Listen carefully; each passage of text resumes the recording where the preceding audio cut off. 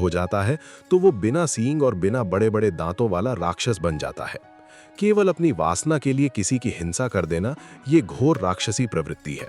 अपवित्र आचरण मनुष्य को वहां तक पहुंचा देता है जहां वो दूसरों का जीवन तो बर्बाद करता ही है, साथ ही खुद को भी आजीवन कारावास या फांसी की सजा तक ले जाता है। हमें ये समझना होगा कि ये जो मनुष्य देह मिली है, ये भगवान का आश्रय लेकर सत शास्त्रों का स्वाध्याय करने, संतों का संग करने और नाम जप करने के लिए मिली है। अगर ये नहीं करोगे तो ये पशु प्रवृत्ति पीछा नहीं छोड़ेगी और कोई ना कोई ऐसी गलती करा देगी जिसके पाप की आग में आप अंदर ही अंदर जलते रहेंगे।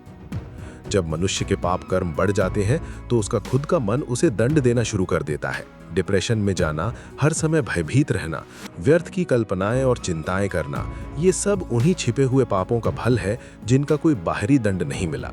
इसलिए हमारी प्रार्थना है कि ब्रह्म ज्ञान और भगवत प्रेम जो बहुत ऊंचाई पर स्थित है, उसे पाने के लिए अपने चरित्र को पवित्र रखना पड़ेगा, नाम जप करना होगा और दूसरों का उपकार करना होगा।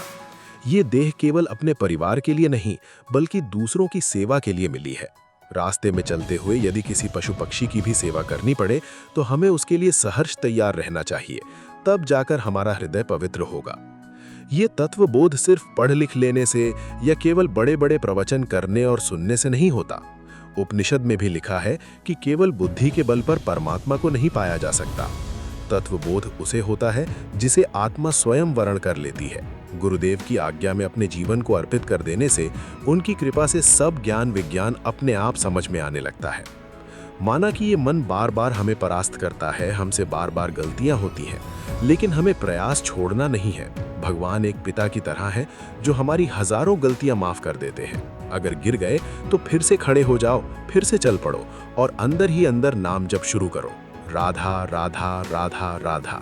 लेकिन नाम जप करते हुए कभी किसी दूसरे को अपने से छोटा या नीच मत समझो, अपने भीतर अभिमान मत आने दो। सब में भगवान बैठे हुए हैं। ये संसार एक नाटक का मंच है जहां सब अपना अपना रोल कर रहे हैं।